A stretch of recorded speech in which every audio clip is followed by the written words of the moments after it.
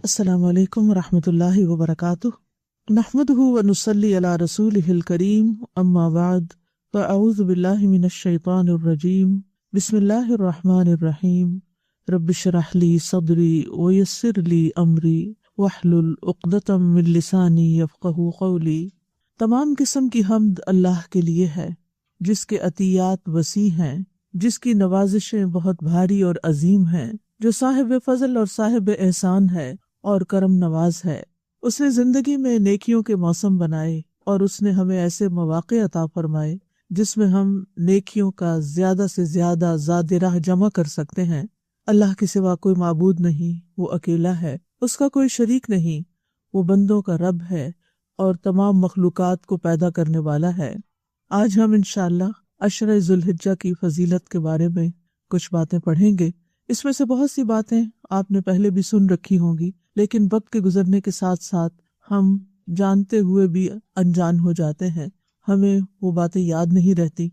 तो मुनासिब मालूम होता है कि इन अय्याम के आने से पहले, इस महीने के आने से पहले हम उन बातों को फिर से दोहरा लें और नेकियां करने के लिए तैयार हो जाएं। इसके बारे में कुरान मजीद की जिन आयात से इस्तिदलाल किया जाता है वो सूरत अल फजर की आयत नंबर 1 से 5 है।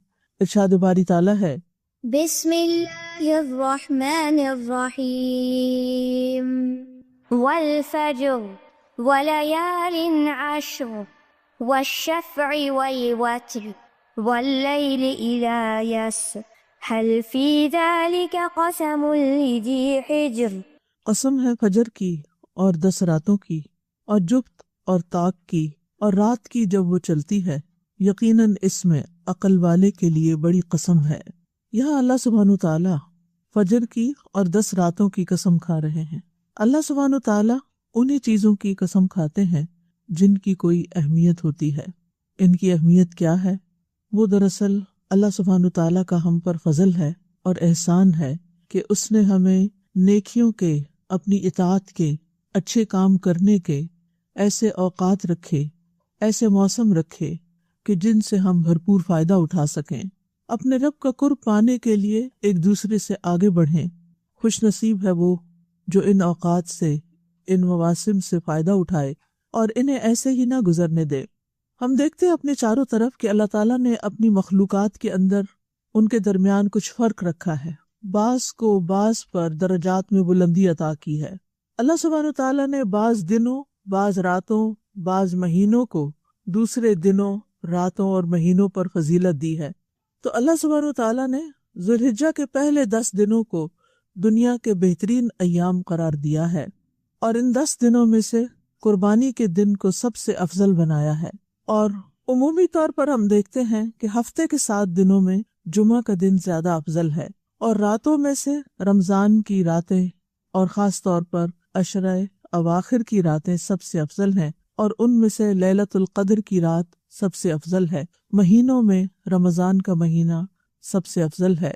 और जहाँ तक अशरा ज़ुल्हिज्जा का ताल्लुक है तो अल्लाह ताला ने इन 10 दिनों की कसम खाई क्योंकि ये अशरा नेकियों और अजर सवाब के एतबार से आम दिनों के मुकाबले में बहुत अहम है। सबसे पहले अल्लाह सुब्हानहू ताला ने फजर की कसम खाई है, वल फजर, क्योंकि फजर के वक्त दिन का आगाज हो रहा होता है, रोशनी फूट रही होती है। फिर उसके बाद रातों में से 10 रातों की यानी ज़ुल्हिज्जा की 10 रातों की कसम खाई है और फिर हर इवन और ऑड की कसम खाई है। इब्ने कसीर कहते हैं कि 10 रातों से मुराद ज़ुल्हिज्जा का पहला अशरा है, जैसा कि इब्ने अब्बास, इब्ने ज़ुबैर, मुजाहिद और उनके अलावा बहुत से उलमा ने यही बात कही है। इन 10 दिनों की फजीलत और इन 10 दिनों में अमल करना दिन और रात दोनों में आम है। यानी अरबी में रात का लफ्ज बोलकर सिर्फ रात मुराद नहीं ली जाती, बल्कि उसमें दिन खुद बहुत शामिल हो जाता है। लेकिन अगर सिर्फ रात की बात की जाए तो वो रमजान की आखिरी 10 रातें जो हैं वो ज्यादा अफजल हैं इन दिनों से, और ज़ुल्हिज्जा के आखिरी दिन रमजान के आखिरी 10 दिनों से अफजल हैं, क्योंकि ये दिन यौमुन नहर, यौम अरफा और यौम तरबिया पर मुश्तमिल हैं। कुरान मजीद में इन दिनों के बारे में एक और आयत भी मिलती है सूरत अल हज में, वयज़्कुरुस्मल्लाहि फी अय्यामिम मालूमात, कि चंद मालूम दिनों में लोग अल्लाह का जिक्र करें। اور ان ایام معلومات سے مراد بھی عشرہ ذوالحجہ ہے۔ یہ 10 دن حرمت والے مہینے کے 10 دن ہیں۔ جیسا کہ آپ جانتے ہیں کہ حرمت والے مہینے 4 ہیں، جن میں سے ایک ذوالحجہ بھی ہے، اور وہ ذوالحجہ کے 10 دن جو ہیں یہ حرمت والے دن بھی ہیں۔ فَلَا تَظْلِمُوا فِيهِنَّ أَنفُسَكُمْ، سو ان میں اپنی جانوں پر ظلم نہ کرو۔ یہ دن حدیث کے اعتبار سے بھی سب سے بہترین دنوں میں سے ہیں۔ رسول اللہ صلی اللہ علیہ وسلم نے فرمایا، دنیا کے دنوں میں افضل ترین دن عشرہ ذوالحجہ کے پہلے 10 دن ہیں۔ ان دنوں میں کیا گیا عمل سب سے افضل عمل ہے۔ نبی صلی اللہ علیہ وسلم نے فرمایا، ان دنوں میں کیے گئے عمل سے افضل کوئی عمل نہیں، یعنی عشرہ ذوالحجہ کے دنوں سے۔ ان دنوں میں کیا گیا عمل سب سے پاکیزہ عمل ہے۔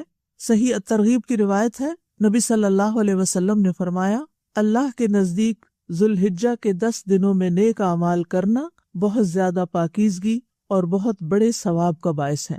ان دنوں میں فرائض اور نوافل کا اجر بھی باقی دنوں کی نسبت بڑھ جاتا ہے، یعنی ان 10 دنوں میں جو بھی فرض اور نفل نماز آپ پڑھیں گے یا صدقہ خیرات کریں گے وہ عام دنوں کے مقابلے میں زیادہ اجر و ثواب پائے گا۔ ان دنوں میں اگر آپ روزے رکھتے ہیں تو سال کے باقی دنوں میں روزے رکھنے سے زیادہ افضل ہے۔ ابن عباس کہتے ہیں کہ نبی صلی اللہ علیہ وسلم نے فرمایا، جو عمل ان 10 دنوں میں کیا جائے اس کے مقابلے میں دوسرے دنوں کا کوئی عمل افضل نہیں ہے۔ لوگوں نے عرض کیا کہ جہاد بھی اس کے برابر نہیں؟ آپ نے فرمایا، جہاد بھی ان کے برابر نہیں، سوائے اس شخص کے جس نے اپنی جان اور اپنے مال کو خطرے میں ڈالا اور کوئی چیز واپس لے کر نہ لوٹا، یعنی وہ شہید ہو گیا وہیں پر۔ لہٰذا ان دنوں میں ہمیں زیادہ سے زیادہ نیکی کے کاموں کی طرف توجہ کرنی چاہیے۔ الحمدللہ رمضان کا مہینہ آتا ہے تو ہم سب اس سے پہلے ہی اس کی تیاری شروع کر دیتے ہیں، لک فارورڈ کرتے ہیں، انتظار میں ہوتے ہیں۔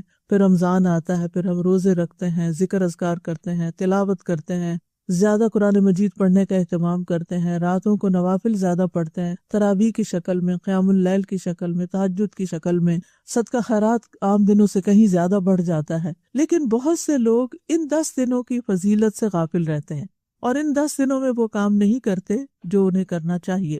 تو خواہ حقوق العباد میں سے کچھ ہو یا پھر حقوق اللہ میں سے ہو، ہمیں عام دنوں کی نسبت اپنے نیک اعمال کو زیادہ کرنا ہے۔ اگر دیکھا جائے تو اس عشرے میں بڑی بڑی عبادات جمع ہو جاتی ہیں۔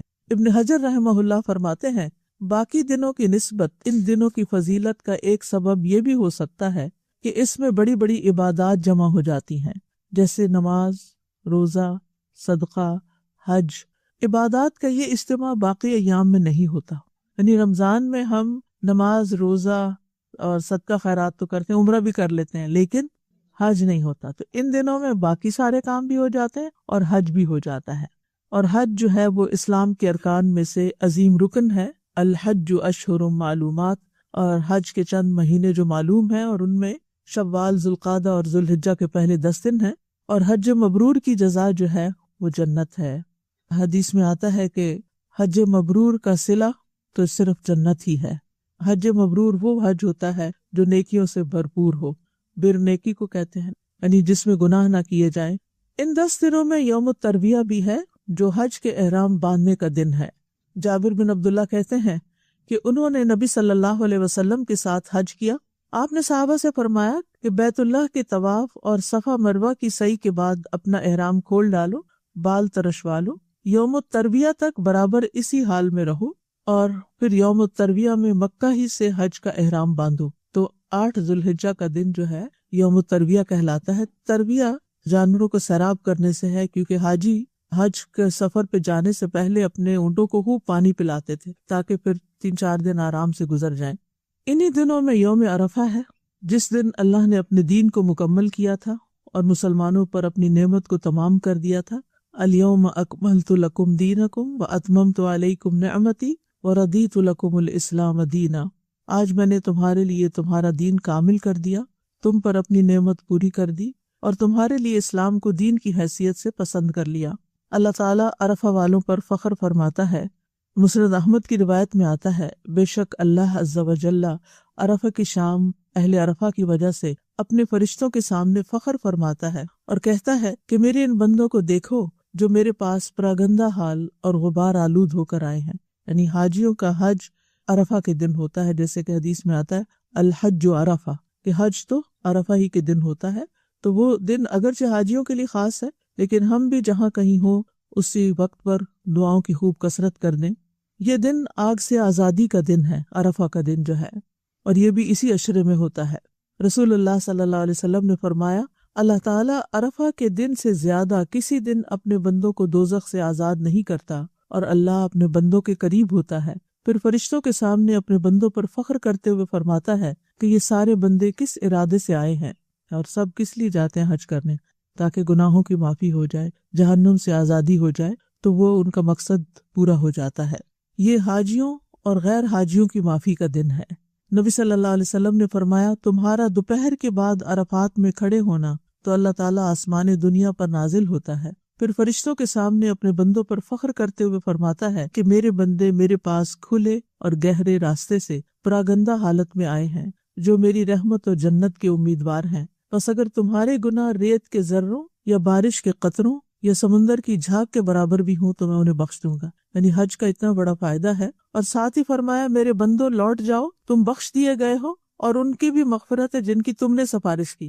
یعنی حج کے موقع پر جن کے لیے تم نے دعائیں کی ان کی بھی بخشش ہو جائے گی۔ لیکن عام طور پر جب کوئی حاجی جاتا ہے اور ہم سے پوچھتا ہے کہ ہم آپ کے لیے کیا دعا کریں، ہم کیا بتاتے ہیں؟ ساری دنیا کی دعائیں بتاتے ہیں، آخرت سے متعلق نہیں، کہ اللہ ہماری بخشش کر دے اور ہمیں وہاں جہنم کی آگ سے بچا لے۔ حاجی جو ہیں وہ عرفہ کا روزہ نہیں رکھتے، لیکن جو غیر حاجی ہیں، ہم لوگ ہیں جیسے، تو ہم عرفہ کا روزہ رکھیں گے، یعنی 9 ذی الحجہ کا، اور یہ 2 سال کے گناہوں کی معافی کا ذریعہ ہے۔ ابو قتادہ انصاری کہتے ہیں کہ آپ صلی اللہ علیہ وسلم سے عرفہ کے دن کے روزے کے بارے میں پوچھا گیا تو آپ نے فرمایا، گزرے ہوئے 1 سال اور آنے والے سال کے گناہوں کا کفارہ بن جاتا ہے۔ یعنی یہ روزہ پچھلے اور اگلے سال کے گناہوں کا کفارہ ہے۔ ان 10 دنوں میں مزدلفہ کی رات بھی ہے، حاجیوں کے لیے ہے، لیکن اس عشرے کی فضیلت کے طور پر بتا رہی ہوں۔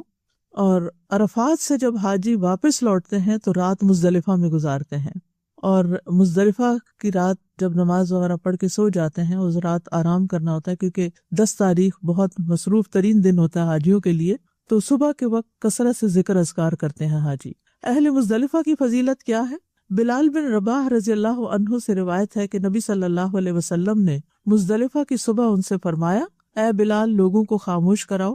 پھر فرمایا، بے شک اللہ نے تمہارے اس جمع ہونے میں، یعنی مزدلفہ میں، تم پر احسان فرمایا ہے کہ تمہارے نیکوکاروں کی وجہ سے تمہارے گناہگاروں کو بھی بخش دیا ہے، اور تمہارے نیکوکاروں نے جو مانگا انہیں عطا کر دیا ہے۔ یعنی جو نیک لوگ حج پر ہوتے ہیں اور مزدلفہ کی رات دعائیں کرتے ہیں، اللہ تعالیٰ سے بخشش مانگتے ہیں اپنے لیے، اپنے دوستوں کے لیے، اپنے رشتہ داروں کے لیے، تو ان کی دعائیں قبول ہوتی ہیں اور باقی لوگوں کی بھی بخشش ہو جاتی۔ تو آپ میں سے بھی جو حج پر جا رہا ہو وہ ہم سب کو ضرور یاد رکھے کہ اللہ تعالیٰ ہمارے گناہوں کو بھی معاف فرما دے۔ ان دنوں میں اللہ تعالیٰ کی عبادت کرتے ہوئے شیطان کو کنکریاں مارنے کا عمل بھی ہے، جو کہ 10 تاریخ کو شروع ہوتا ہے۔ نبی صلی اللہ علیہ وسلم نے فرمایا، تمہارا جمرات کو کنکریاں مارنا، بس تمہاری ہر کنکری مارنے کے بدلے ایک کبیرہ گناہ جو ہلاک کرنے والا تھا اس کا کفارہ ہو جاتا ہے۔ یعنی ہر کنکری کے بدلے ایک کبیرہ گناہ معاف ہوتا ہے، کہ اگر وہ معاف نہ ہوتا تو ہلاک کرنے والا ہوتا۔ نبی صلی اللہ علیہ وسلم نے فرمایا، جب تم کنکریاں مارو گے تو یہ قیامت کے دن تمہارے لیے نور ہوں گی، یعنی روشنی کا ذریعہ بنے گی۔ ان دنوں میں حج اکبر کا دن ہے، یعنی ان 10 دنوں کی فضیلت میں سے ایک یہ ہے کہ ان میں یوم النحر ہے۔ یوم النحر 10 تاریخ کو کہتے ہیں، یہ حج اکبر کا دن ہے، اور یہ بھی اللہ کے نزدیک سب دنوں سے زیادہ عظیم ہے۔ عبداللہ بن قرط فرماتے ہیں کہ رسول اللہ صلی اللہ علیہ وسلم نے فرمایا، اللہ کے نزدیک سب سے افضل دن یوم النحر یعنی 10 ذی الحجہ، اور اس کے بعد پھر یوم القر 11 ذی الحجہ ہے۔ حج میں قربانی کا کرنا بہترین عمل ہے، اور یہ صرف حج والوں کے لیے نہیں بلکہ جو لوگ حج پر نہیں جاتے ان کے لیے بھی ہے۔ ابو بکر صدیق رضی اللہ عنہ سے روایت ہے، وہ کہتے ہیں کہ رسول اللہ صلی اللہ علیہ وسلم سے سوال کیا گیا کہ کون سا حج افضل ہے؟ آپ نے فرمایا، لبیک پکارنا اور خون بہانا یعنی قربانی کرنا۔ ان 10 دنوں میں عید کا دن بھی آتا ہے، جو حاجیوں کے لیے بھی ہے اور ہم سب کے لیے بھی۔ یعنی آپ دیکھ رہے ہیں کہ ان 10 دنوں کے اندر کتنا کچھ اکٹھا ہو گیا۔ عقبہ بن عامر سے روایت ہے، وہ کہتے ہیں کہ رسول اللہ صلی اللہ علیہ وسلم نے فرمایا، یوم عرفہ، یوم نحر یعنی 10ویں ذی الحجہ قربانی کا دن، اور ایام تشریق یعنی 10ویں کے بعد کی جو عید کے 2 دن اور ہوتے ہیں۔ ایام تشریق ہم اہل اسلام کے عید کے ایام ہیں، یہ کھانے اور پینے کے دن ہیں۔ ان 10 دنوں کو غنیمت جاننا چاہیے۔ جو لوگ تو حج پہ جا رہے ہیں بہت ہی خوش قسمت ہے کہ وہ اپنے یہ 10 دن وہاں خوب عبادت کریں گے، کیونکہ وہاں تو کوئی اور کام نہیں ہوتا سوائے آرام کرنے کے اور عبادت کرنے کے۔ لیکن جو لوگ نہیں بھی جا پا رہے وہ پیچھے رہ کر ان دنوں میں خاص اہتمام کریں، فرسٹ ذوالحجہ سے لے کے عید کے دن تک۔ سلف صالحین ان دنوں میں انتھک عبادت کیا کرتے تھے اور نیکی کے مختلف کاموں میں کوشش کرنے کی شدید رغبت رکھتے تھے، اور اس کے لیے ضروری ہے کہ ہم پہلے سے ہی پلان کر کے رکھیں کہ ہم نے کیا کیا کرنا ہے۔ مثلا اگر آپ کی زکوٰۃ ڈیو ہے یا آپ نے کوئی خاص صدقہ خیرات کرنا ہے، کوئی خاص کسی جگہ پر یعنی اپنا حصہ ڈالنا ہے، تو وہ ان 10 دنوں کے اندر اگر آپ کریں گے تو اس کا اجر و ثواب باقی سارا سال کرنے سے کہیں زیادہ بہتر ہوگا۔ سعید بن جبیر کے بارے میں آتا ہے کہ جب یہ 10 دن شروع ہو جاتے تو اپنی طاقت سے بڑھ کر سخت محنت کرتے اور ان 10 دنوں کی عبادت کی بہت ترغیب دیتے اور کہتے ان 10 دنوں کی راتوں کو اپنے لیے دیے نہ بجھایا کرو، یعنی راتوں کو بھی جاگتے رہا کرو، شب بیداریاں کیا کرو، قرآن پڑھا کرو، عبادت کیا کرو۔ ابو عثمان نہدی کہتے تھے نیک لوگ صحابہ کرام و سلف صالحین 3 قسم کے دنوں کی تعظیم کرتے: رمضان کے آخری 10 دن، ذوالحجہ کے پہلے 10 دن اور محرم کے پہلے 10 دن۔ ان دنوں کو اللہ کی اطاعت اور تقرب سے آباد کرنا چاہیے، یعنی زیادہ سے زیادہ نیک اعمال کرنے کے لیے اپنے آپ کو تیار کر لینا چاہیے۔ الحمدللہ رمضان میں ہم محنت کرتے ہیں اور اپنے نفسوں میں قوت اور چستی بھی پاتے ہیں، لیکن جب یہ 10 دن آتے ہیں تو ہم کمزوری دکھاتے ہیں اور پورا خیال نہیں کرتے، سست پڑ جاتے ہیں، حالانکہ یہ 10 دن رمضان کے دنوں سے زیادہ عظیم ہے، رمضان کی راتوں سے نہیں، دنوں سے زیادہ عظیم ہے، اور ان میں کیے جانے والے اعمال اللہ کو زیادہ محبوب ہیں اور اللہ کے ہاں زیادہ افضل ہیں۔ اور جو دل کی خوشی سے نیکی کرے تو اللہ تعالیٰ کو وہ سب معلوم ہے، وَمَن تَطَوَّعَ خَيْرًا فَإِنَّ اللَّهَ شَاكِرٌ عَلِيمٌ، اور جو کوئی خوشی سے نیکی کرے تو بے شک اللہ تعالیٰ قدردان ہے، سب کچھ جاننے والا ہے، یعنی اللہ سبحانہ تعالیٰ سے کچھ بھی چھپا ہوا نہیں، اور جو بھی نیکی کرے گا اللہ سبحانہ تعالیٰ اس کی نیکی کی قدر کرے گا۔ لہٰذا ہر طرح کا فرض، واجب، مستحب کام، کوئی بھی نیکی کا چھوٹا یا بڑا کام جو ہے وہ کرنا چاہیے، کیونکہ ان کا اجر کئی گنا زیادہ بڑھ جاتا ہے، اور گناہوں کی معافی کا ذریعہ بھی ہیں یہ دن، اور یہ اللہ تعالیٰ کی بہت بڑی نعمت ہے کہ اس نے ہمیں نہ صرف یہ کہ دن دیے بلکہ ان کی تعلیم بھی دی۔ اب کرنے کے کام کیا ہیں؟ ان 10 دنوں میں ہم نے کیا کرنا ہے؟ نیکی کے جو بھی کام کرنے ہیں سب سے پہلے اپنی نیت کو اللہ کے لیے خالص کریں کہ ہم نے جو کچھ بھی کرنا ہے وہ اللہ کے لیے کرنا ہے، کسی پر کوئی بھی احسان نہیں، اور جو شخص سچے دل سے یہ نیت کرے گا اللہ اس کو سچا کر دے گا۔ اب اخلاص کا کیا مطلب ہے؟ اخلاص کا مطلب یہ ہوتا ہے کہ اپنے اعمال کے ذریعے اللہ کی رضا اور آخرت کے اجر کو حاصل کرنے کا ارادہ کرنا، یعنی ہم عمل کیوں کریں؟ تاکہ ہمیں اللہ کی رضا حاصل ہو اور آخرت میں اس عمل کا اجر ملے۔ قرآن مجید میں آتا ہے وَمَنْ أَرَادَ الْآخِرَةَ وَسَعَى لَهَا سَعْيَهَا وَهُوَ مُؤْمِنٌ فَأُولَئِكَ كَانَ سَعْيُهُمْ مَشْكُورًا، جو آخرت کو چاہتا ہو اور اس کے لیے ضروری کوشش کرے جیسے کہ کرنی چاہیے جبکہ وہ مومن بھی ہو، تو یہی لوگ ہیں جن کی کوشش قابل قدر ہے۔ یعنی آخرت کے ارادے سے اگر آپ نیک کام کریں گے تو آپ کی کوششوں کی قدر کی جائے گی، اور اگر دنیا کے فائدے حاصل کرنے کے لیے یا دکھاوے کے لیے کچھ کریں گے تو پھر دنیا میں تھوڑا بہت مل جائے گا مگر آخرت کے لیے کچھ نہیں ہوگا۔ اخلاص نیت کی اہمیت یہ ہے کہ اللہ تعالیٰ نے عبادت کو اخلاص کے ساتھ ہی قبول کیا ہے۔ اللہ تعالیٰ صرف خالص عمل ہی قبول کرتا ہے۔ قرآن مجید میں آتا وَمَا أُمِرُوا إِلَّا لِيَعْبُدُوا اللَّهَ مُخْلِصِينَ لَهُ الدِّينَ، حالانکہ وہ یہی حکم دیے گئے تھے کہ دین کو اللہ کے لیے خالص کرتے ہوئے یکسو ہو کر اس کی عبادت کریں۔ اور حدیث میں آتا ہے رسول اللہ صلی اللہ علیہ وسلم نے فرمایا اللہ تعالیٰ صرف وہ عمل قبول کرتا ہے جو خالص اس کے لیے کیا جائے، یعنی کوئی اور بیچ میں شامل نہ ہو، اور صرف اس کی رضامندی مقصود ہو، یعنی مقصد کیا ہو کہ اللہ مجھ سے راضی ہو جائے۔ اللہ سبحانہ تعالیٰ ہم سے آسان عمل چاہتا ہے، جیسے کہ قرآن مجید میں آتا ہے ایکم احسن عملا، اللہ تعالیٰ تمہیں آزما رہا ہے زندگی موت دے کے کہ وہ دیکھے کہ تم میں سے احسن عمل کون کرتا ہے۔ تو احسن عمل جو ہے وہ اکثر نہیں ہے، یعنی زیادہ مراد نہیں ہے اس سے، جتنا بھی آپ کر سکے لیکن اس کی کوالٹی بہت اچھی ہو، ظاہر اور باطن دونوں ہی اس کا اچھا ہو، ظاہر میں سنت کے مطابق ہو اور باطن میں نیت اللہ کی رضا ہو۔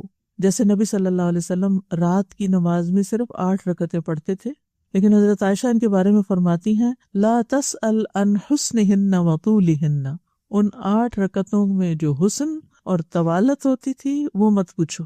ہمیں یہ ہوتا ہے کہ ہماری تعداد زیادہ ہو جائے، لیکن اس میں رکوع سجدے اور سکون سے اللہ کی عبادت کرنا وہ نہیں ہوتا. تو جب بھی نماز پڑھیں اس کے اندر خوبصورتی لائیں، اس کا ظاہر کا طریقہ اور انداز بھی درست ہو، اور پھر اس کے ساتھ ساتھ نیت صرف اللہ کی رضا کے لیے ہو. اور ہر نماز کے بعد پھر دعا بھی کرے ربی اعنی علی ذکرک و شکرک و حسن عبادتک، کہ اے میرے رب میری مدد فرما اپنے ذکر پر، اپنے شکر پر اور خوبصورت عبادت پر. ہم سب کو خوبصورتی پسند ہے نا، ہر چیز میں سے ہم کیا چاہتے ہیں؟ اچھی چیز ہمیں ملے. جب بھی آپ فروٹ خریدنے جاتے ہیں، آپ سبزی لینے جاتے ہیں، آپ کوئی ڈریس لینے جاتے ہیں، کہیں پر بھی آپ کو کچھ لینا ہو تو آپ اپنے لیے کیا اٹھاتے ہیں؟ جو خوبصورت، جو بہترین ہو. تو جب اللہ کو دیتے ہیں، چاہے نماز ہے، چاہے صدقہ ہے، چاہے کچھ بھی، تو اس کو بھی خوبصورت ہونا چاہیے، اس کو بھی بہترین ہونا چاہیے. اخلاص کیسے پیدا ہو سکتا ہے؟ نمبر 1، ہر نیکی آخری نیکی سمجھ کے کریں. اس عشرے کو سمجھے کہ بس یہ شاید میری زندگی کا آخری عشرہ ہو جو مجھے ملے، ہو سکتا ہے اگلے سال مجھے یہ عشرہ نہ ملے، تو پھر مجھے یہ عشرہ خوب اچھی طرح اللہ کی خاطر عبادت میں گزارنا ہے. کیونکہ ہمیں قرآن مجید میں بھی سبق یہی ملتا ہے وَلَا تَمُوتُنَّ إِلَّا وَأَنْتُمْ مُسْلِمُونَ، تمہیں موت نہ آئے مگر اس حال میں کہ تم مسلمان ہو، فرما بردار ہو، یعنی اللہ ہی کے لیے کام کر رہے ہو. صبح ہو تو شام کا انتظار نہ کرو، شام ہو تو صبح کا انتظار نہ کرو. پھر اخلاص کے لیے دوسرا طریقہ جو آپ نے کرنا ہے انشاءاللہ، تنہائی کی عبادت، یعنی لوگوں سے چھپ کے نیکیاں کرنا، تنہائی میں رونا.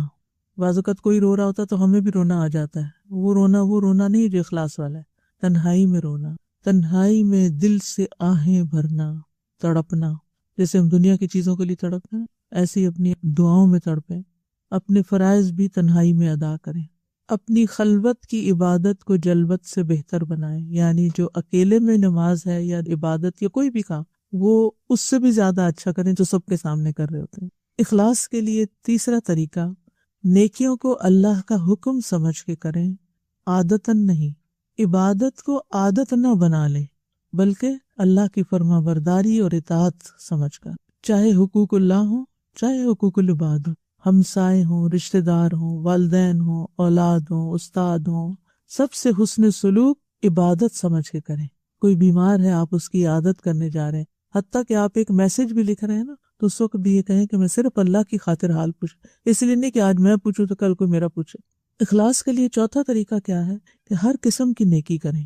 یعنی اگر حج اور عمرہ اللہ کی خوشنودی کے لیے کرتے ہیں، وَأَتِمُّ الْحَجَّ وَالْعُمْرَةَ لِلَّهِ، تو کسی غریب کی مدد، کسی ٹوٹے دل والے کی دل جوئی، کسی بیمار کی عیادت، ان سب کو بھی اللہ کی خوشنودی حاصل کرنے کا ذریعہ بنائیں.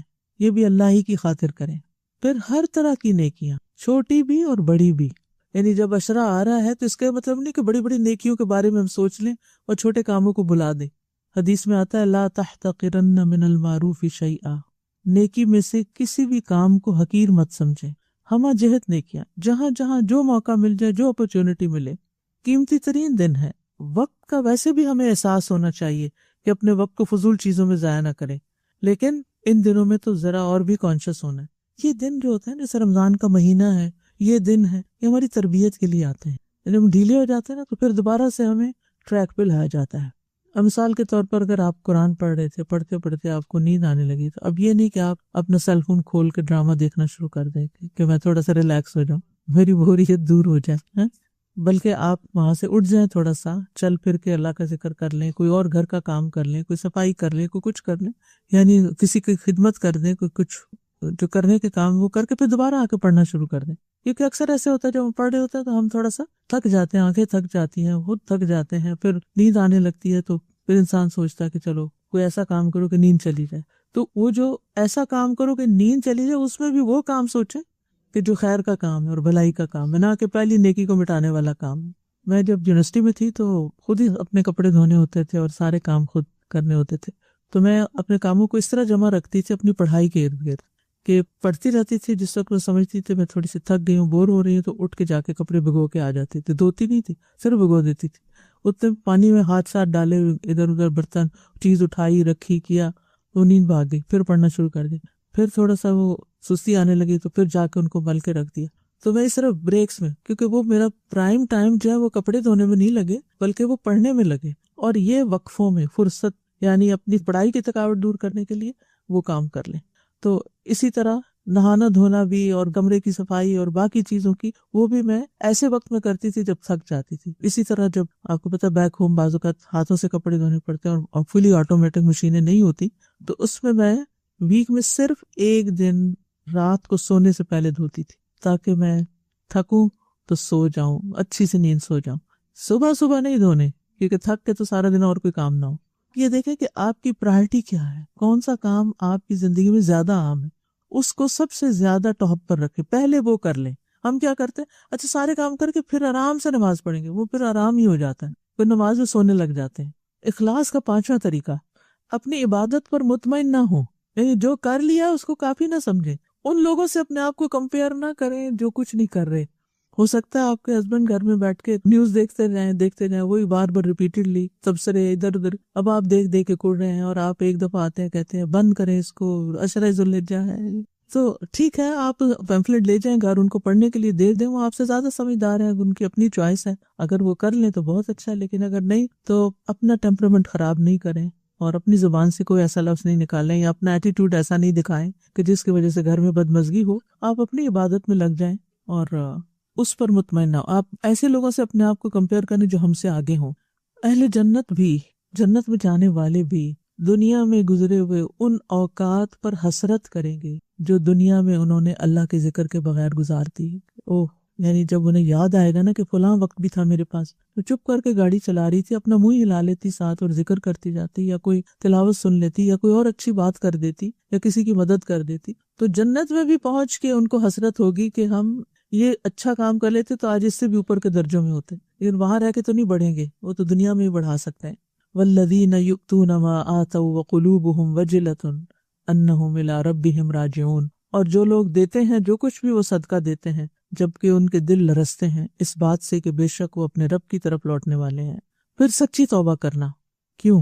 یعنی کرنے والے کاموں میں پہلے تو اپنی نیت خالص کر لی، ٹھیک ہے اللہ کے لیے کرنا سب۔ اب کوئی بھی نیک کام شروع کرنے سے پہلے توبہ کرنی ہے، اس لیے کہ گناہ نیکیوں میں رکاوٹ بن جاتے ہیں۔ گناہوں کی وجہ سے نیکی کے کاموں میں سستی آ جاتی، ہم اچھے بھلے مستقل کوئی نیکی کے کام کر رہے ہوتے ہیں، سال ہر سال کرتے ہیں، پھر کوئی ایسا گناہ کرتے ہیں کہ جس کی وجہ سے انہی نیکیوں کی توفیق چھن جاتی ہے۔ لوگ کہتے ہیں نا ہمیں استقامت نہیں ہوتی، پتہ نہیں میرے سے یہ کام کیوں چھوٹ گیا ہے، میں یہ اچھا بھلا کام کرتی تھی اب مجھ سے رہ گیا ہے۔ ضرور سوچیں کہ کوئی غلط کام تو نہیں کیا، کوئی حرام کام تو نہیں کیا، کسی ایسے لغو اور لہو میں تو مشغول نہیں ہوگے کہ جس کی وجہ سے دل سخت ہو گیا اور اب نیکی کی مجلسوں میں دل ہی نہیں لگتا۔ تو اس لیے سابقہ گناہوں پر یا جو موجودہ کر رہے ہیں، چاہے وقت ضائع کرنا ہے، چاہے فضول چیزیں دیکھنا ہے، یا غیر ضروری کاموں میں مصروف ہونا ہے جو کہ ہماری آخرت میں کوئی فائدہ نہیں دینے والے، تو ان پر توبہ کریں، اللہ سے معافی مانگیں اور واپس پلٹیں۔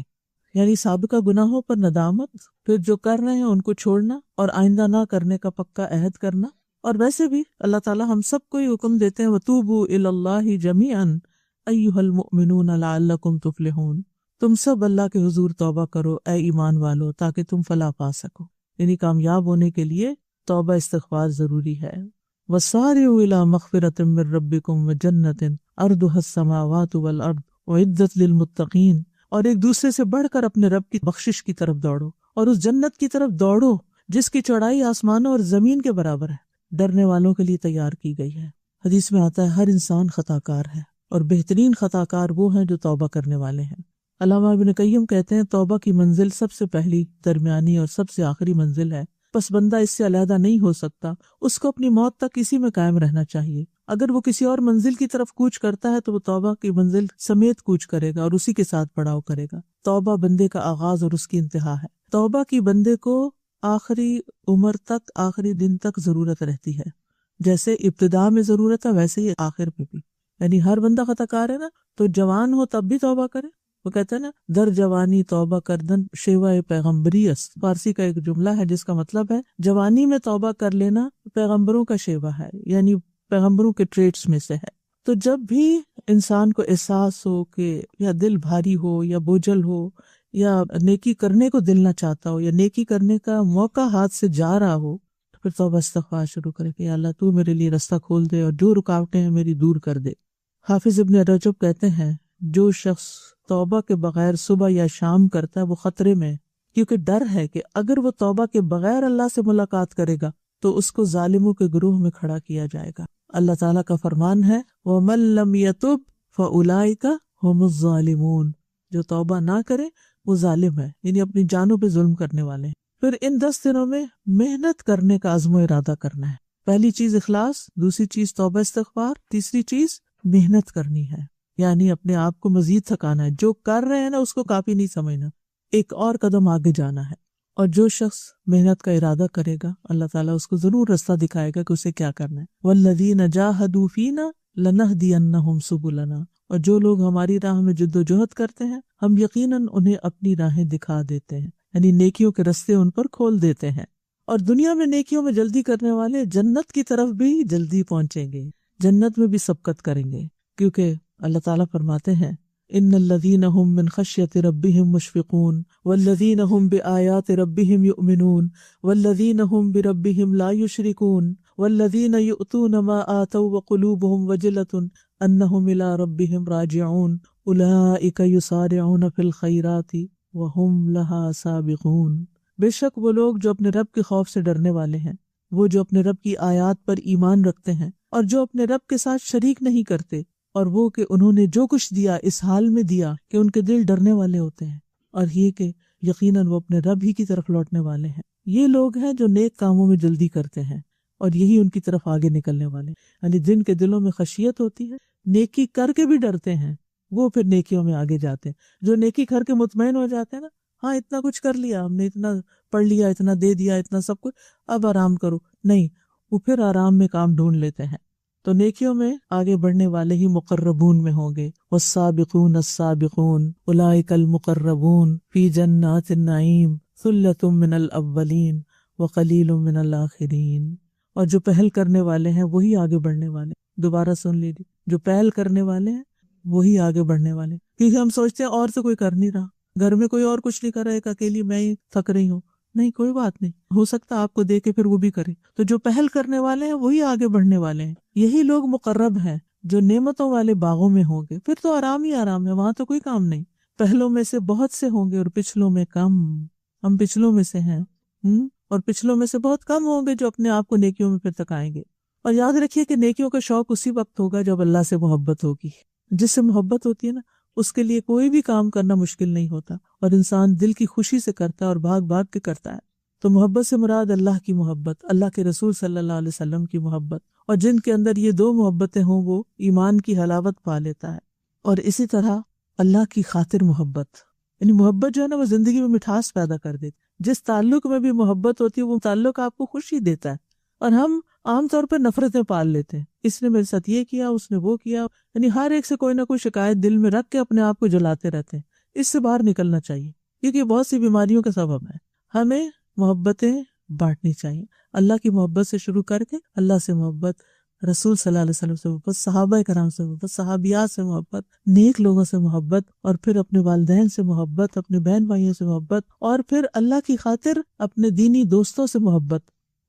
پھر آپ دیکھیے کہ نہ صرف یہ کہ انسانوں سے بلکہ چیزوں سے بھی محبت، مثلا اپنی گاڑی سے محبت، مجھے اپنی گاڑی بہت اچھی لگتی، کیوں؟ کیونکہ وہ نیکی کے کام اس کے ذریعے کرتی ہوں۔ اگر گاڑی نہ ہو تو آپ یہاں کیسے پہنچتی؟ کتنے ہی لوگ ہیں جو تڑپتے ہیں کہ پہنچے لیکن ان کے پاس کوئی ذریعہ نہیں ہے۔ تو تمام محبتوں میں اخلاص ہو، صرف اللہ کے لیے ہو۔ گھر سے محبت کس لیے؟ یہ گھر میرے لیے سکون کی جگہ ہے جس کی وجہ سے میں کچھ کرنے کے قابل ہوتی ہوں، میری عبادت کے لیے پرسکون جگہ ہے۔ اولاد سے محبت کہ اولاد اللہ کی فرما بردار ہے۔ شاگردوں سے محبت کہ یہ میرے لیے صدقہ جاریہ ہے، یہ میرا باغ ہے۔ صحابہ سے محبت کہ وہ اللہ کے رسول صلی اللہ علیہ وسلم سے محبت کرتے تھے، اس لیے ان سے محبت۔ تو ہر محبت کی وجہ بھی جانیں کہ کسی بھی چیز سے آپ محبت کیوں کرتے ہیں۔ ہر وہ محبت جو آپ کو اللہ کی محبت کے قریب کرے وہ پسندیدہ محبت ہے، اور ہر وہ محبت جو آپ کو اللہ کی محبت سے دور کرے اور نیکی کے کاموں سے دور کرے وہ ناپسندیدہ محبت ہے، اس سے گلو خلاصی کرنی چاہیے۔ پھر کرنے کے کاموں میں اس عشرے میں کیا کرنا ہے؟ نمازوں کی حفاظت کرنی، 5 نمازوں کو ان کے وقت پہ ادا کرنا، کیونکہ یہ افضل ترین عمل ہے۔ رسول اللہ صلی اللہ علیہ وسلم سے سوال کیا گیا کون سا عمل سب سے افضل ہے؟ آپ نے فرمایا نماز اول وقت میں ادا کرنا۔ تو اس بات کا خیال رکھنا ہے کہ کثرت سے وہی عمل ہو جس کو ہمارا رب پسند کرتا ہے، پھر خشوع و خضوع کے ساتھ نماز ادا کرنا، دن میں 12 رکعت سنت مؤکدہ ادا کرنا، کیونکہ ایسے شخص کے لیے جنت میں گھر بنایا جائے گا۔ پھر نوافل کی کثرت، رسول اللہ صلی اللہ علیہ وسلم کے آزاد کردہ غلام ثوبان تھے نا، تو انہوں نے نبی صلی اللہ علیہ وسلم سے پوچھا کہ آپ مجھے ایسے عمل کی خبر دیں جس سے اللہ تعالیٰ مجھے جنت میں داخل کر دے، پسندیدہ عمل کے بارے میں بتائیں۔ تو وہ خاموش رہے، پھر پوچھا، پھر خاموش رہے، پھر تیسری بار پوچھا تو رسول اللہ صلی اللہ علیہ وسلم نے ان سے فرمایا سجدوں کی کثرت کر دو۔ جب بھی تم میں سے کوئی سجدہ کرتا ہے تو اللہ تعالیٰ اس سجدے کے سبب تمہارا ایک درجہ بڑھا دیتا ہے، اللہ کا قرب حاصل ہوتا ہے اور اس کے ذریعے تمہاری خطا مٹا دیتا ہے۔ فرض نمازوں کے بعد افضل نماز تہجد کی نماز ہے۔ آئی نو کہ راتیں چھوٹی ہیں، لیکن پھر بھی کوشش کرنی ہے کہ اٹھ سکیں، اور اگر نہیں اٹھ سکتے تو رات کو عشاء کی نماز کے بعد ایکسٹرا نوافل پڑھ لیں۔ پھر اسی طرح تہجد میں طویل قرات، یعنی وہ نفل ایسے نہ پڑھیں جن میں صرف قل واللہ پڑھیں، بلکہ آپ نے اگر کچھ حصہ حفظ کیا ہوا ہے تو وہ حفظ کیا ہوا حصہ ان میں پڑھیں، اگر نہیں حفظ کیا ہوا تو دیکھ کے پڑھ لیں۔ پھر اشراق یا چاشت کے نوافل 2 رکعت، یہ جو دن کے ابتدائی حصے میں ہوتی ہے، یہ سارے جسم کے ایک ایک جوڑ کا صدقہ ہوتا ہے، اور 4 رکعتیں اگر انسان پڑھ لے تو اللہ تعالیٰ کی طرف سے دن بھر کی کفایت کا وعدہ ہے۔ پھر مردوں کے لیے جماعت کے ساتھ نماز ادا کرنا۔ ایک اور کام جس کو ہم کثرت سے کر سکتے ہیں وہ اللہ کا ذکر ہے، اٹھتے بیٹھتے، کام کاج کرتے، چلتے پھرتے، ڈرائیو کرتے، چھوٹے چھوٹے وقفوں میں، کیونکہ وَيَذْكُرُ اسْمَ اللَّهِ فِي أَيَّامٍ مَّعْلُومَاتٍ، ان ایام میں اللہ کے ذکر کی کثرت۔ نبی صلی اللہ علیہ وسلم نے فرمایا کوئی دن اللہ کے ہاں ان 10 دنوں سے زیادہ عظمت والا نہیں، اور نہ ہی کسی دن کا عمل اللہ تعالیٰ کو ان 10 دنوں کے عمل سے زیادہ محبوب ہے۔ بس تم ان 10 دنوں میں کثرت سے لا الہ الا اللہ، اللہ اکبر اور الحمدللہ کہو۔ یعنی کون سا ذکر زیادہ کرنا؟ جیسے وہ ایک تسبیح کرتے ہیں نا، سبحان اللہ والحمدللہ ولا الہ الا اللہ واللہ اکبر، اس کی تسبیحات زیادہ کرنی، یعنی یہ خاص ذکر ہے ان دنوں کا۔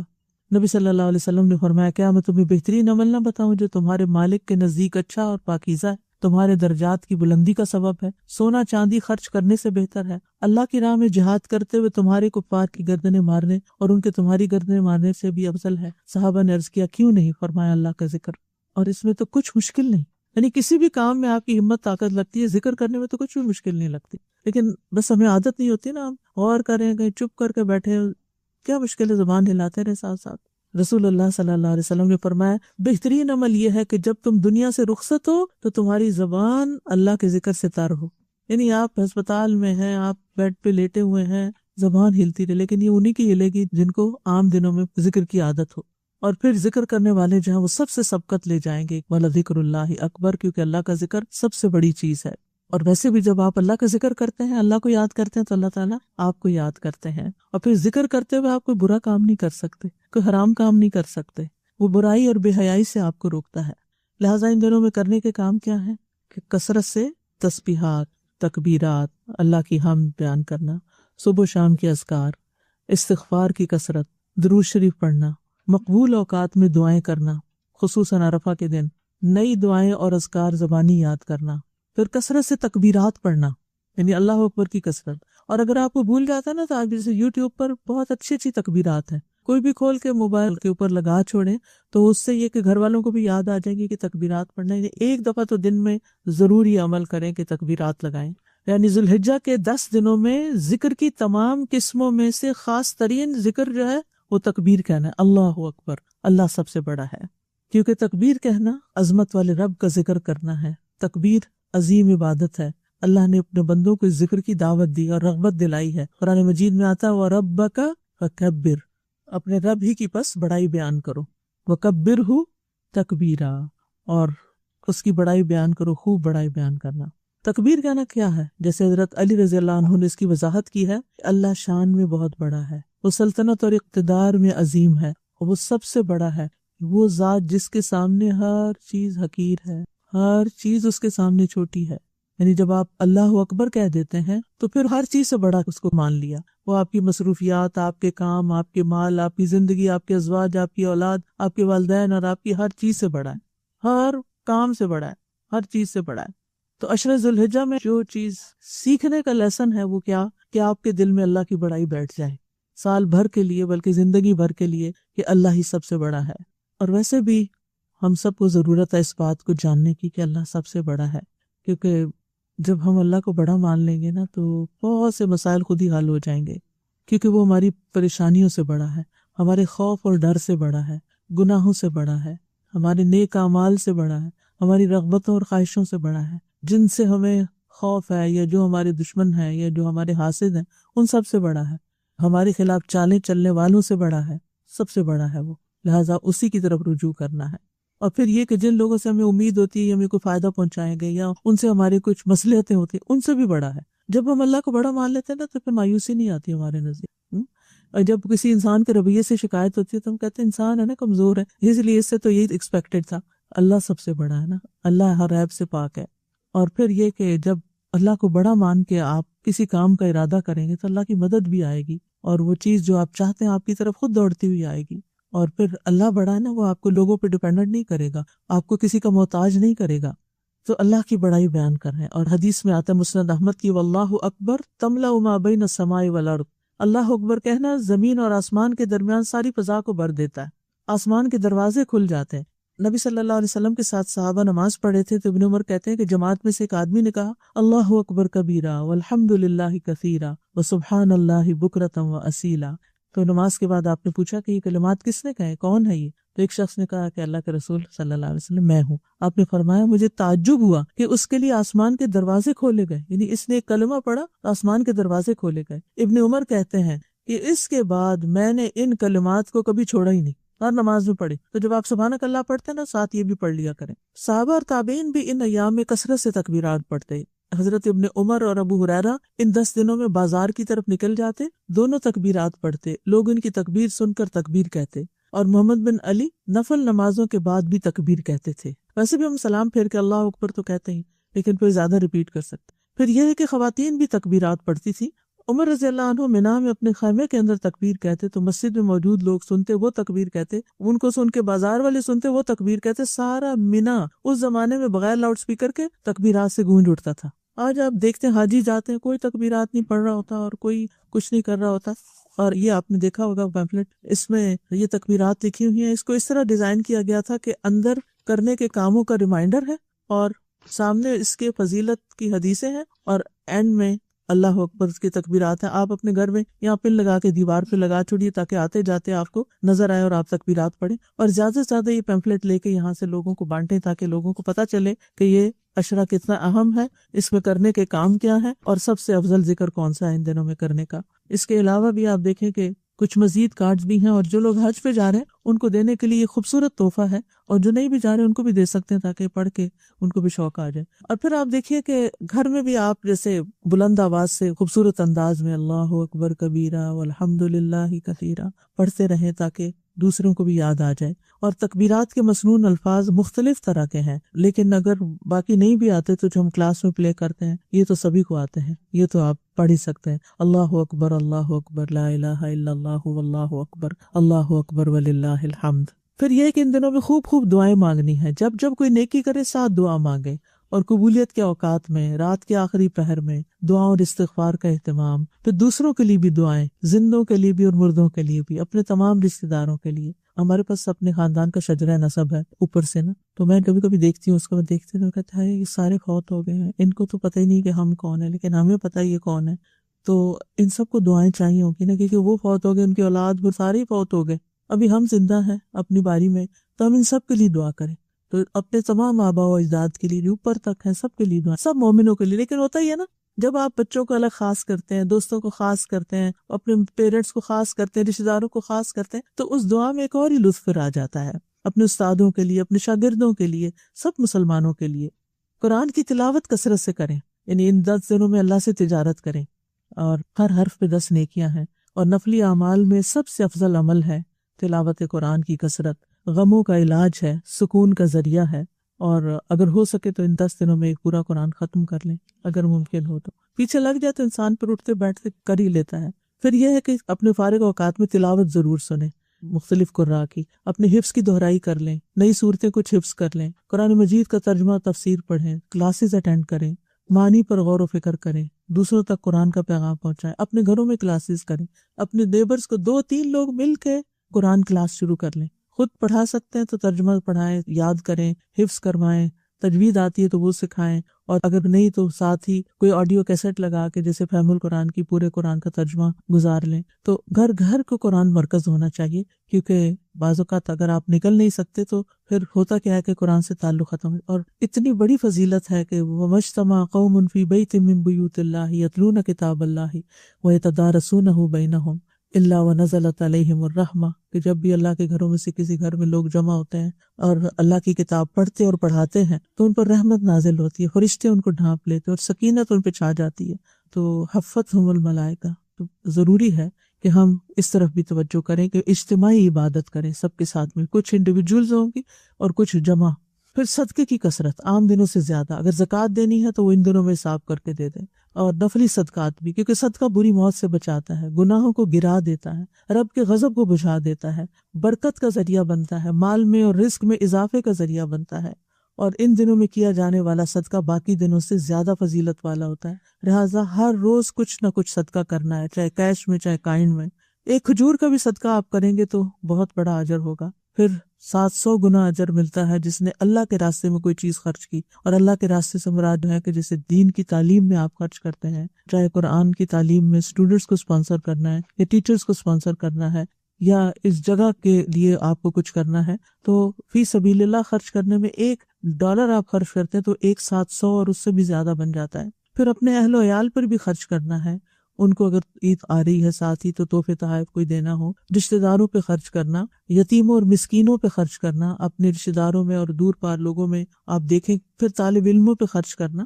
انس بن مالک کہتے ہیں کہ نبی صلی اللہ علیہ وسلم کے زمانے میں 2 بھائی تھے، ایک نبی صلی اللہ علیہ وسلم کی خدمت میں آتا اور تعلیم حاصل کرتا، اور دوسرا بھائی کماتا۔ چنانچہ کمانے والے بھائی نے اپنے دوسرے بھائی کے بارے میں نبی صلی اللہ علیہ وسلم سے شکایت کی، تو آپ نے فرمایا شاید کہ تم اس کی وجہ سے رزق دیے جاتے ہو، یعنی یہ مت سوچو کہ جو تعلیم حاصل کر رہا ہے وہ بیکار ہے اور اس کے کرنے کا کوئی کام نہیں اور تم زیادہ نیکی کر رہے ہو سکتا ہے کہ تم اس پہ خرچ کرتے ہو تو اس کی وجہ سے تمہارے مال میں اضافہ ہے۔ اسی طرح اپنی زائد ضرورت چیزیں جو ایکسٹرا ہیں وہ بھی گھر سے آپ نکال سکتے ہیں۔ پھر روزے رکھنا، اور خصوصاً 9 ذی الحجہ کا روزہ رکھنا، یوم عرفہ کا روزہ، کیونکہ نبی صلی اللہ علیہ وسلم نے فرمایا میں اللہ سے امید کرتا ہوں کہ وہ گزشتہ 1 سال اور آئندہ 1 سال کے گناہوں کا کفارہ ہو جائے گا۔ زیادہ سے زیادہ نفلی روزے، جو تو 9 دن کے پورے روزے رکھ سکتے ہیں وہ سارے ہی رکھ لیں، اور جن کو نہیں تو وہ منڈے تھرسڈے کا روزہ رکھ لیں، یا اگر قضا روزے آپ کے رہتے ہیں اور رمضان میں پورے نہیں ہوئے تو وہ آپ رکھ سکتے ہیں۔ پھر صلہ رحمی کرنا، والدین کو یاد کرنا، اگر زندہ نہیں تو ان کی طرف سے کچھ صدقہ کرنا، پھر خدمت خلق کے کام کرنا، اور پھر صلہ رحمی میں رشتہ داروں کا حال چال پوچھنا، جو بیمار ہیں ان کا خیال کرنا، یا تو وزٹ کرنا یا فون کرنا یا ان کی ضروریات پوچھنا یا ان کی ضروریات پوری کرنا، کیونکہ صلہ رحمی جو ہے جنت میں لے جانے والا عمل ہے۔ نبی صلی اللہ علیہ وسلم نے فرمایا سلام پھیلاؤ، اچھی گفتگو کرو، صلہ رحمی کرو، یعنی رشتہ داروں سے جوڑ کے رکھو، اور راتوں کو جب لوگ سو رہے ہوں تو قیام کرو، تم سلامتی کے ساتھ جنت میں داخل ہو جاؤ گے۔ پھر پڑوسیوں کی خبرگیری کرنا، ضرورت مندوں کی مدد کرنا، سلام کو عام کرنا، دین کی تعلیم اور تبلیغ کے کاموں میں حصہ لینا، اور اجتماعی بھلائی کے کاموں میں والنٹیئر کرنا۔ پھر کچھ نہ کرنے کے کام ہیں اور ان میں گناہوں اور نافرمانیوں سے بچنا، یعنی اگر آپ کو کوئی عادت پڑی ہوئی ہے کوئی لغو یا فضول کام کرنے کی، یا کسی حرام میں کسی طرح سے آپ مبتلا ہو گئے ہیں تو ان سب چیزوں سے توبہ کر کے ان کو چھوڑ دیں۔ فَلَا تَظْلِمُوا فِيهِنَّ أَنفُسَكُمْ۔ پھر نبی صلی اللہ علیہ وسلم کی سنتوں کو زندہ کرنا، اطاعت والے کام کرنا، اپنی زبان کی حفاظت خاص طور پر کرنا، اور نبی صلی اللہ علیہ وسلم نے فرمایا خوشخبری ہے اس کے لیے جس نے اپنی زبان پہ قابو پا لیا اور اس کے گھر نے اسے کشادگی دی، یعنی گھر میں رہنا اس کو اچھا لگا اور وہ اپنے گناہ پر رویا۔ پھر اپنے اوقات کو ضائع ہونے سے بچانا، زیادہ سونا نہیں، لہو اور لغو میں نہیں پڑنا، سوشل میڈیا پہ بہت زیادہ وقت ضائع نہیں کرنا، کیونکہ قرآن مجید میں آتا ہے قد افلح المؤمنون الذین هم فی صلاتهم خاشعون والذین هم عن اللغو معرضون۔ یقیناً کامیاب ہو گئے وہ مومن جو اپنی نماز میں عاجزی کرنے والے ہیں، وہی جو لغو کاموں سے منہ موڑنے والے ہیں۔ ومن حسن اسلام المرء ترکہ ما لا یعنی، لا یعنی فضول بیکار چیزوں کو اپنی زندگی سے نکالنا ہے، اور خاص طور پر یہ ہے کہ قربانی ضرور کرنی ہے اگر توفیق ہے، استطاعت ہے، کیونکہ یہ ان دنوں کا عظیم ترین عمل ہے۔ اور نبی صلی اللہ علیہ وسلم نے حج کے موقع پر کتنی قربانیاں کی تھی؟